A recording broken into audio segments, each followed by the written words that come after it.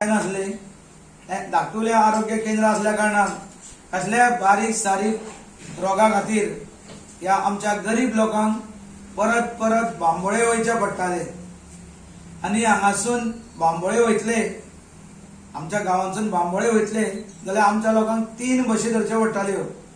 एक बस म्हणजे खंयच्या गांवगिऱ्या वाड्या वयरसून मार्सेलान पयलीं येवचे पडटाले, मार्सेलांसून पणजे वयचे पडटाले आणि पणजेसून बांबोळे वयचे पडटाले। म्हणून जेन्ना गोविंद गावडे सर आमच्या बेत्ती कांदोळ्यांनी येयलो तेन्ना आमी ताका प्रश्न घातलो, सपोज आमी तुज्या खातीर दीस रात करून तुका निवडून हाडलो जाल्यार तूं हे जे हेल्थ सेंटर बारीकशें आसा ते सुसज्ज अशें ते करूंक जाय। तेन्ना तेणें आमकां वॉट दिल्लो, तुमी आपल्याक निवडून हाडा, आपूण तें हॉस्पिटल खंय पावयता।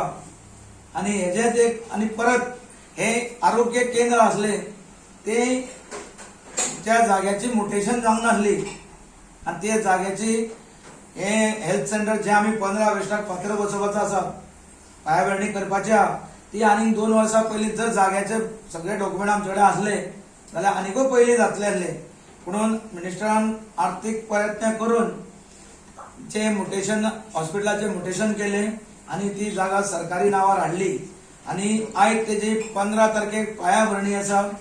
बेतकी कांदोळा पंचायतीच्या वतीन हांव तेजे अभिनंदन करता आणि तुमकां सगळ्या लोकांक ते दिसा 15 ऑगस्टा दिसा फाउंडेशन स्टोनाक जे कोरोनाचे गायडलायन पावन येवचे अशें आवाहन करता।